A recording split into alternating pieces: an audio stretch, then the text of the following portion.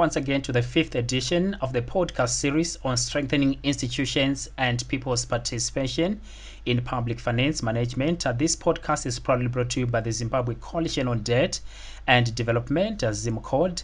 ZIMCODD is implementing this project to strengthen citizen participation and accountability in public financial management for effective and inclusive social spending.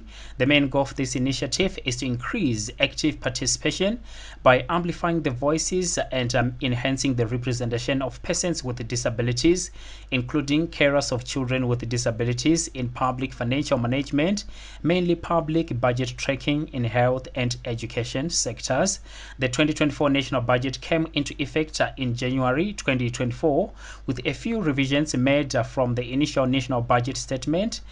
This ZIMCODD podcast will continue to unpack the national budget to inform the citizens and duty bearers of the social and economic justice implications of the national budget in a bid to encourage policymakers and government institutions to pay attention not only to rising numbers of people with disabilities but also to their socio-economic needs.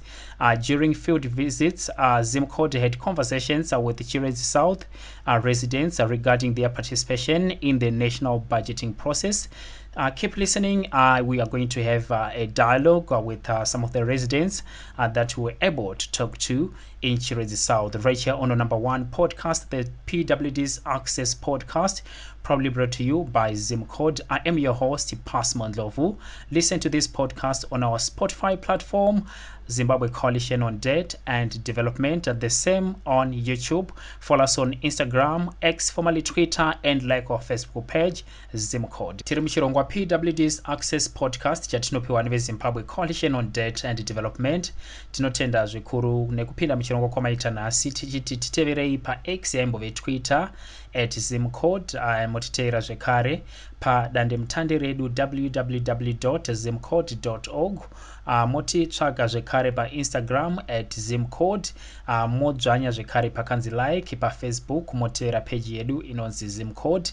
Kana kuteerera chirongwa chenyu pa Spotify nepa YouTube channel yedu inonzi Zimbabwe Coalition on Debt and Development.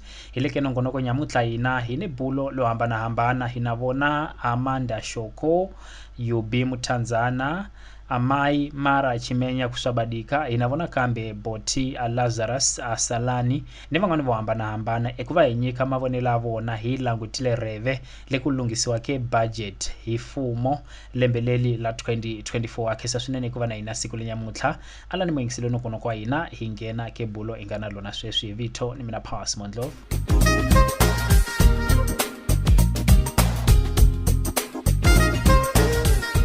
Totanga nemi muzvari Amanda Shoko. Tirikuona kuti vakawanda vakaremara vari kuchema vachiti havana kunge vakonsautwa pakagadzirwa homwe yenyika kupera kwegore ra 2023. Munozvitambira sei izvi uye poitwa sei semafungiro enyu? Right. Tinoziva kuti panorongwa budget tinofana kuti tiuye tichikonsautwa muna October.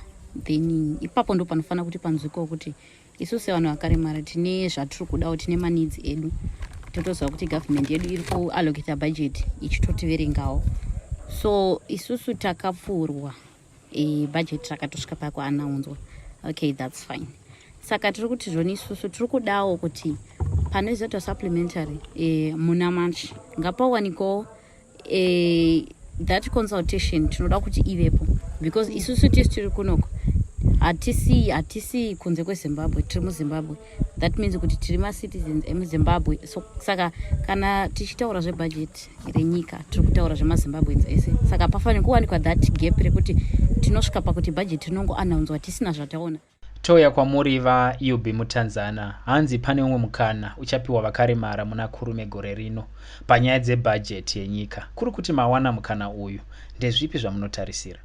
Tachikumbirawo zvekuti chokwadi tive tinokonsultiwa, tive tinoita zvinhu zvacho izvozvo isu tiripo, nokuti kukumirwa semombe yevhu zvinenge zvakuda kuti tichikumbirana kuti isu tiripo, regai tizvitaurire tizvimirire tiri tega neurema hwedu. Amai mara kusabadika chimenya, regai nditi ndinotenda chaizvo. Tinogara tiri tose pachirongwa chedu muchingopawo maonero enyu tinozvitenda izvozvo. Saka mama tiudzei kuti panyaya iyoyi iri mudariro vakaremara vane mikana yakadini uye kodzero dzenyu dziri kuremekedzwa here? Tipei maonero enyu. Vanhu vanouya vachiti vari kubva kumusoro kuvari kuda kuzondoita maworkshop kuno vorequesta mari, mabhajeti zvese vopiwa, nemota vopiwa, nadhiraivha vopiwa, vachiti vari kuenda kuchiredzi. Kwai workshop iya ingaifanirwa kuitirwa pachikombedzi yakuitirwa kunesbit kwakanaka kwavanenge vachidya zvimastondido. Mari iya yotoperera pavanhu vashoma shoma. Asi ivo kana vodzokera uko vanhu avatoti vangafanirwa kuti vaite vanhu 70 uko kwandotrainwa vanhu 10 kwandotrainwa vanhu 7 pozoiswa 0 kusure.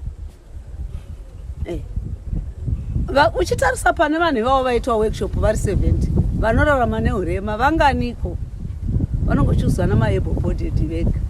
Isusu tinorarama neurema tichingosara.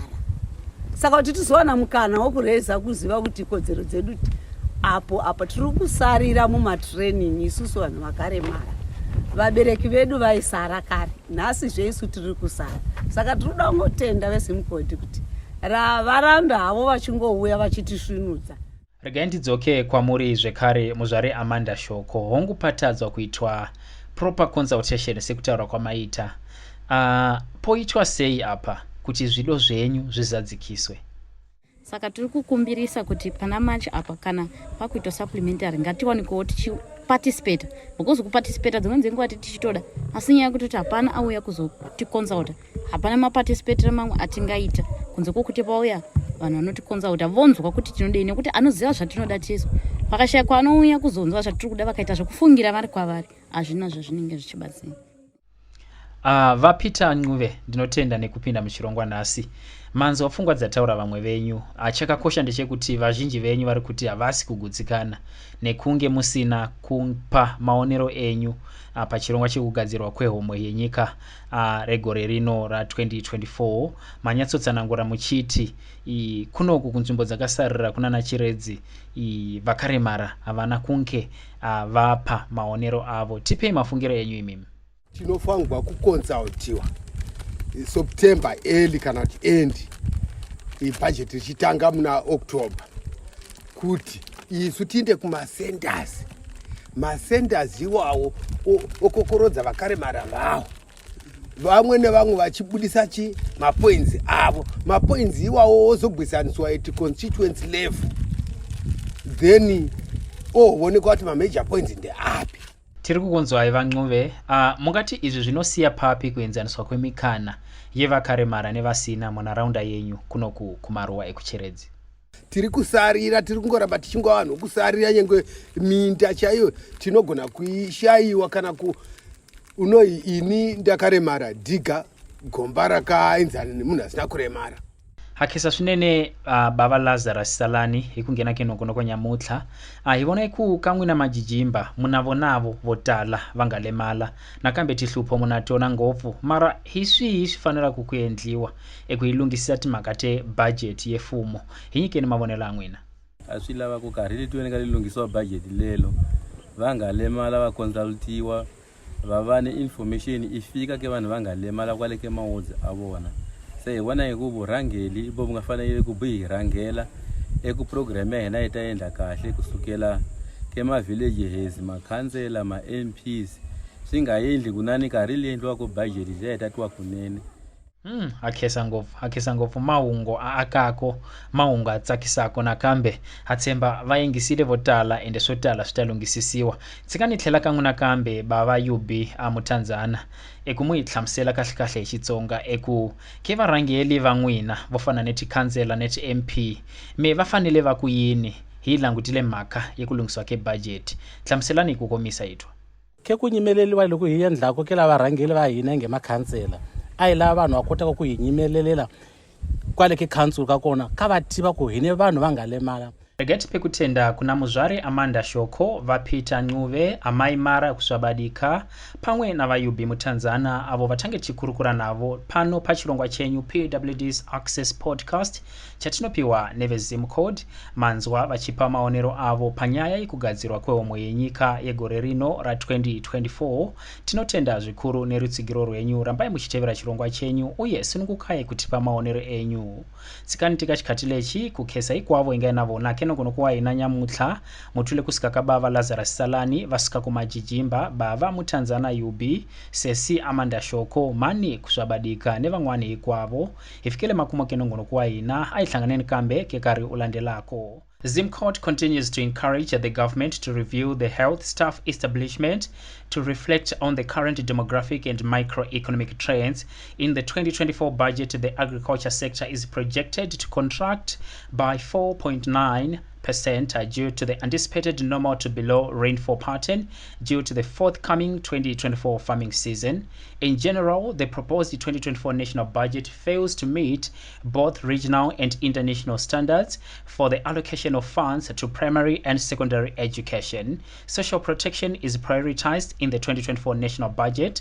Although intimate details are not provided, social protection enables the government to strengthen human security, eliminate human citizen vulnerability, and induce effective human capital development that is prerequisite for national growth and development. Social protection encompasses programs such as basic education, module assistant, also known as BEAM. That's all we had for you on the 5th edition of the PWDs Access Podcast, proudly brought to you by the Zimbabwe Coalition on Debt and Development, ZIMCODD. Visit our website www.zimcodd.org and kindly follow us across all social platforms, include X, formerly Twitter, Facebook, and Instagram. Listen to this podcast on our Spotify platform and be part of the conversation. Signing out here, my name is Pas Mondlovu. Goodbye.